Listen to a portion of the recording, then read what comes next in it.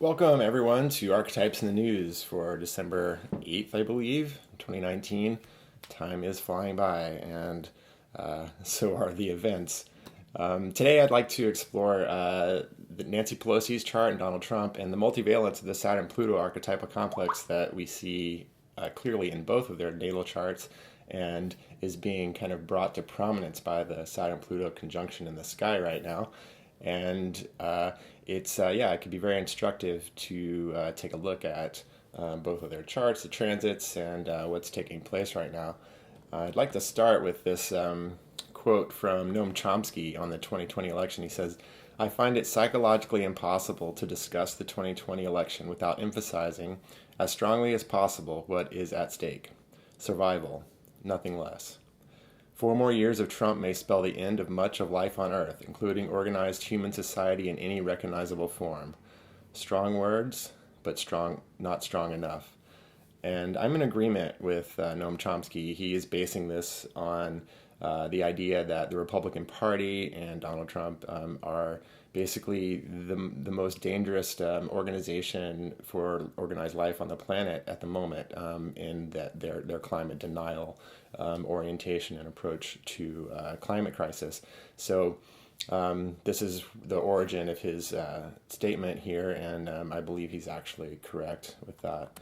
And I'd like to start, with this iconic image, which I believe encapsulates what is ultimately taking place right now. We are witnessing the psychological meltdown of Donald Trump and the consequences of his inability to see himself critically, to engage in critical self-reflection, and his shadow projection as a result. And what will ultimately be a consensus confrontation with the shadow dimension of his corrupt psychology that he has now projected onto the entire world and is being reflected back to him through the process of impeachment. And I believe this is going to be highly instructive for the rest of us as to how we engage with our own personal unconscious and how we relate to each other and hold space for each other, hold each other to account for how we're participating in reality. So without further ado, Nancy Pelosi's amazing, incredibly powerful chart we'll explore briefly. She is born with the sun at 5 degrees Aries and a tight trine to Pluto. This is the empowerment of the solar dimension of her being, the power to take on political struggles and to be empowered to do so, and the intensity and drive to stay focused on what's important in her life. She's also born with an extremely tight Saturn square Pluto from 0 Taurus to 0 Leo, which is she's born just after the beginning of World War II, with the same Saturn-Pluto conjunction that corresponded to World War II. And what Saturn and Pluto combination has a wide range of complex manifestations. And in Nancy Pelosi's chart and many other people who embody it in this way, what happens is Pluto intensifies the Saturnian moral conscience, the superego, our sense of right and wrong, our morality. And when Pluto intensifies it in a positive way, it strengthens the moral structure. It gives us more backbone, gives us more moral courage and strength to stand up, to have a stronger Saturnian foundation for what is right, for what is correct, for what is true. Of course, can all be negotiated, but Saturn represents consensus reality, and that's the way it is ultimately realized through our consensus relationships. And if you didn't catch it just recently, Nancy Pelosi yesterday was called out by a reporter for suggesting that she may hate Donald Trump, and she very clearly and very succinctly stressed that she did not hate anyone, and it comes from her Catholic upbringing, and it is very authentic what she is saying. I know many people are saying this isn't the case, that she's politicking or whatever, but it's absolutely the case that she is a deeply morally grounded, centered person, and it is probably one of the most centered places from which she draws her strength to do what she does in standing up to the corruption in our politics today. Now, when I saw her make this statement, I actually was thinking to myself, I was like, wow, when Trump hears this, he's not even going to be able to believe this. Like, in his mind, he will think that that's a lie and that Nancy is just saying that to make him look bad. And it turns out he tweeted within an hour or two saying almost exactly that. Like, he didn't believe that she prayed for him and that it was, farcical and whatnot. But my point is that and then Pelosi in the town hall the next day said, yeah, when you see Trump saying that he doesn't believe that I don't pray for him, that's probably because he doesn't pray. And that's exactly right. So what we're all seeing is Trump projecting his shadow onto other people. He's been doing this from day one. It is becoming clearer and clearer as the grip, the tightening, the contractional forces are tightening upon his reality, his delusional reality that is being encroached upon by the actual reality, which is he is guilty of violating his oath of office and will be impeached for it.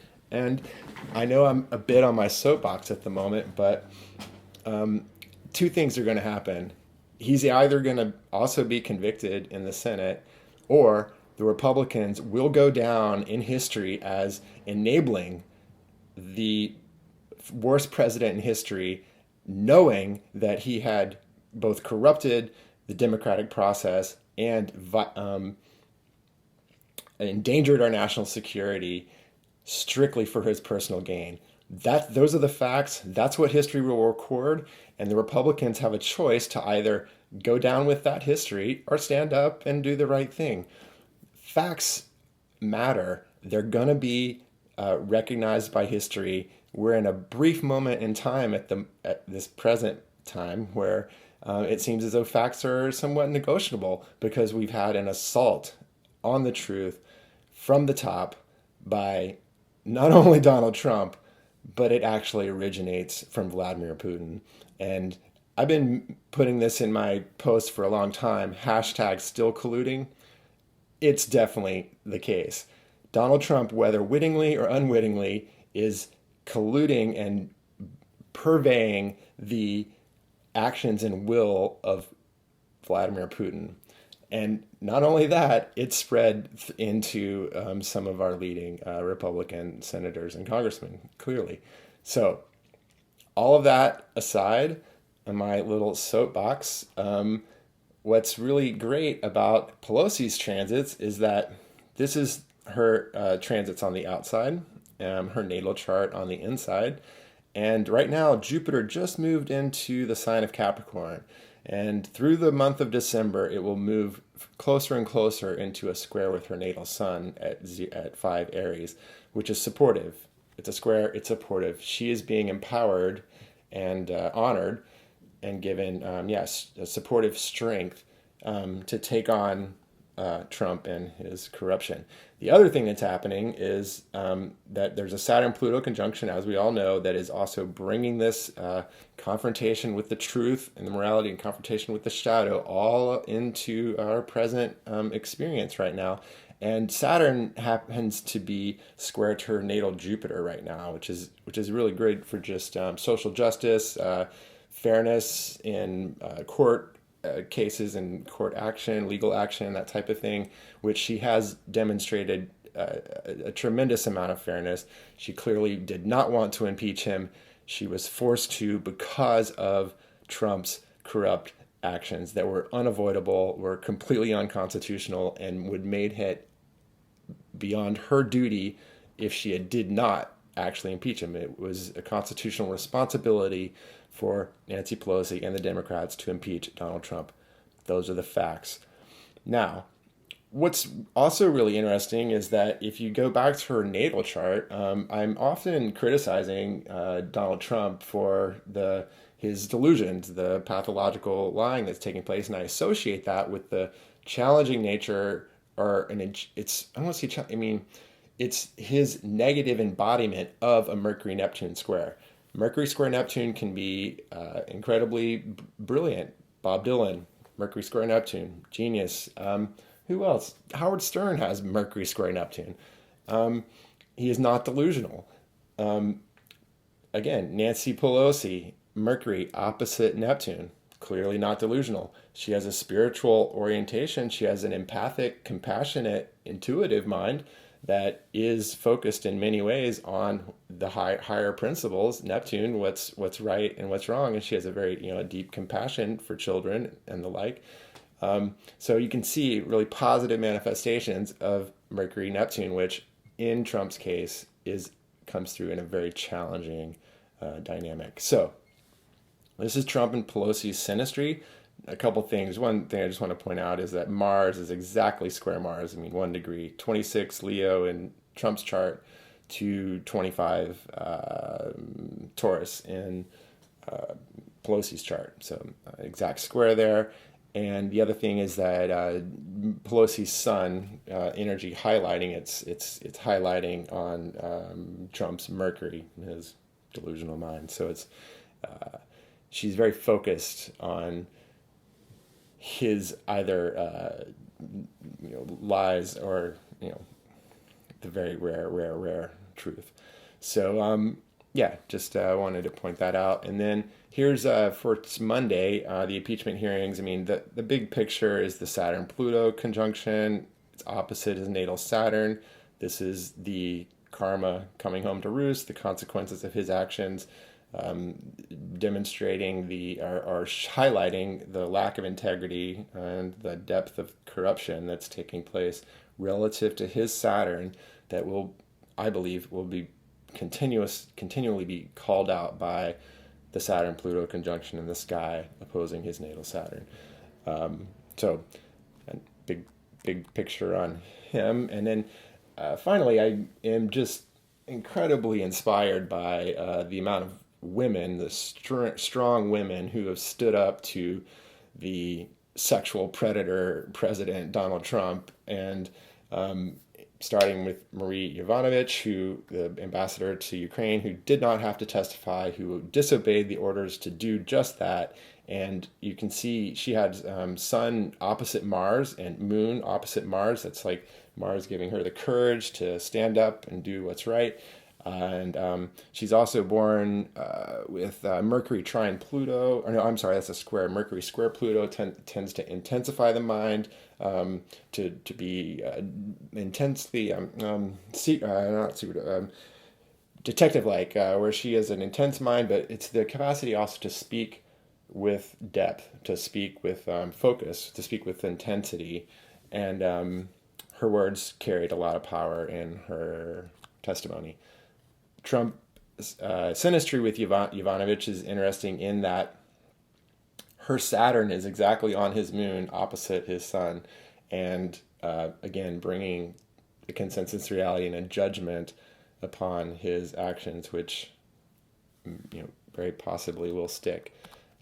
This is interesting.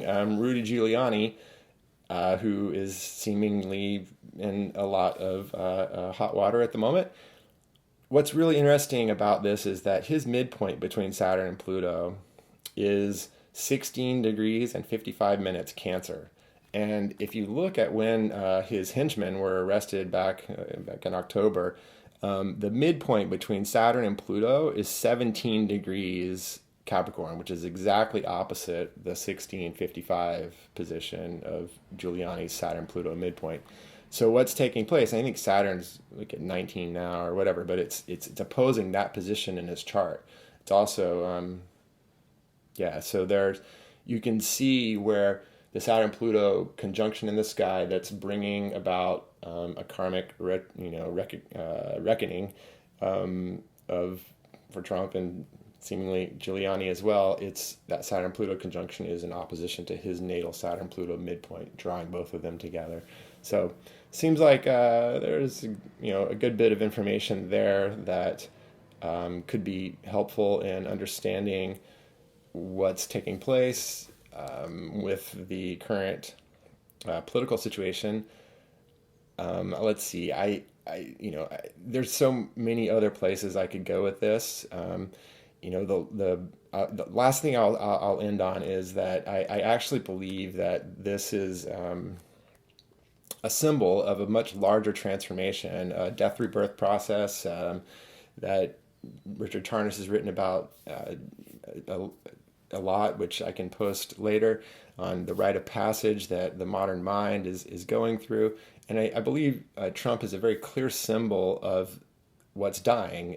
It's the hubristic ego that sees itself as separate and superior to nature, superior to women, superior to other races.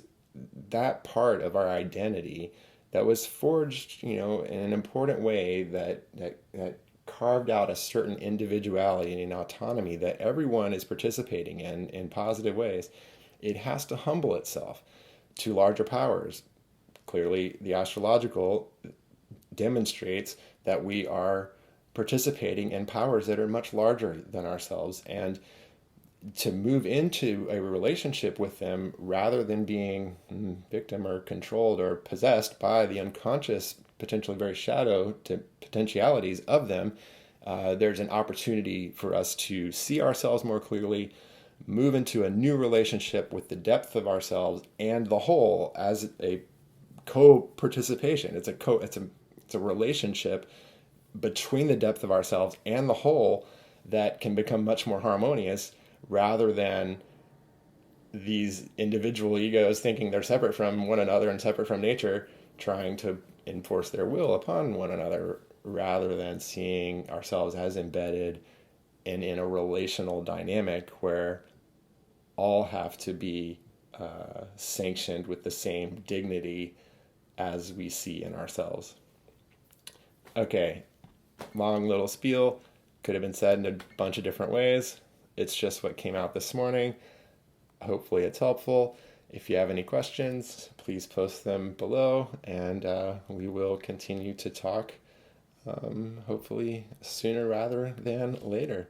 And I'm sending all holiday love and magic to you, and many blessings. Take care, everyone.